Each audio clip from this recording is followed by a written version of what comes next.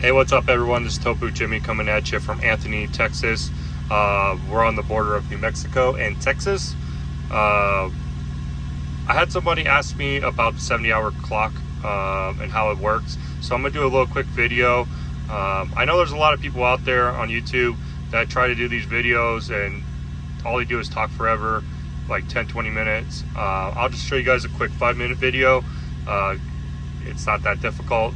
So let's start right here. On your 70 hours of on duty, this is how much you get in 8 days. 70 hours of on duty. So you ask yourself, what is on duty for this to tick down? So if you guys go to status, right now I'm off duty, but if you go to change and you go to on duty, that on duty counts as your vehicle inspection, which you should do at the end of your day or in the morning for 15 minutes. I do this in the morning because I like to check my load and check my truck because you don't know what happens while you're sleeping. So it's always good to do your vehicle inspection in the morning.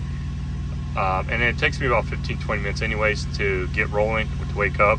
So I like to do that in the morning. Your fueling, you should be doing every time between 6 to 10 minutes. All depends where your fuel is.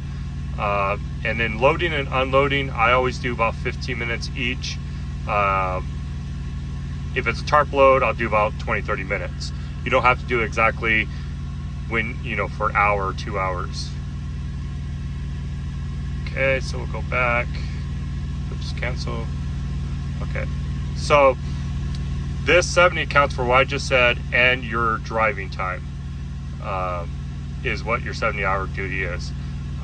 This 14 on duty starts once you go on duty, what we just talked about on any of these. Your vehicle inspection, your fueling, your loads and unloads.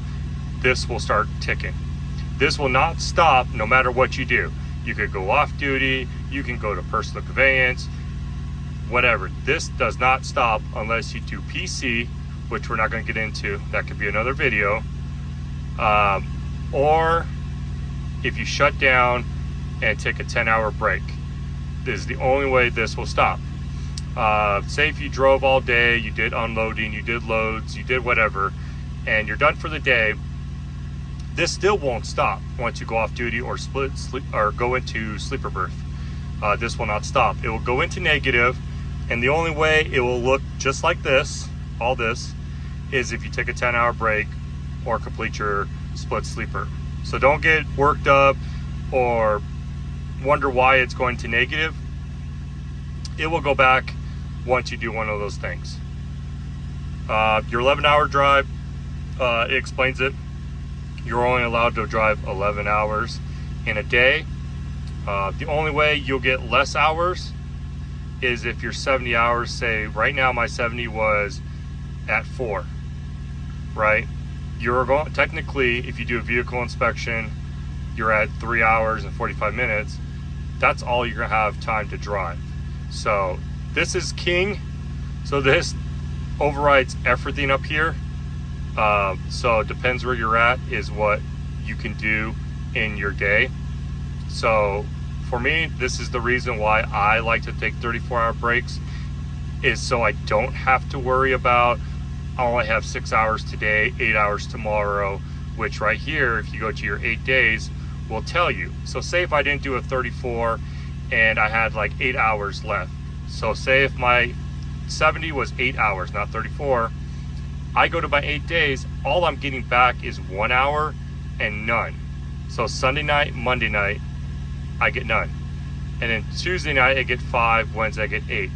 This is the reason why I do not like to do recaps. People can say, oh, I drive 9 hours, 8.5 hours every day, so it's never an issue. But in the real world, you'll have loads, especially in flatbed, where you need to get there the next day, or you need to drive out your clocks in 2 days to get there. So for me, in my experience, I don't like to sit there and wonder how many hours I'm getting, or go back to edit my logs and try to find more on duty to edit and go off duty to make more hours. I like this. I like doing my 34 because it's less stress. you have time to run, and I like to run hard. So I always, 95%, I do a 34. So your 11 hours explains that. Your 8-hour break, once you start your day driving or doing a vehicle inspection or just driving, this starts. So you always try, so if you have 11 hours of driving and you need an 8-hour break, if you do the math, 8 minus 11, that's 3. You need to do minimum of 3 hours, and that's the minimum before you take your break. So try to take your 8-hour break between 5 to 6 hours, or say if you're driving for 4 and you went to a receiver, that should complete your 30 at a shipper receiver. So my goal is always try to do my 8 hours at a shipper receiver. And if I'm driving all day and I'm not at a shipper receiver, I always try to plan my day to find somewhere good to eat, you know, that's like, you know, you never go to, like a barbecue place or a Popeyes or something that you really like. I always try to plan that 8 hours somewhere in between. So this is a quick little video. If you guys have any questions, let me know. I hope this helps you guys.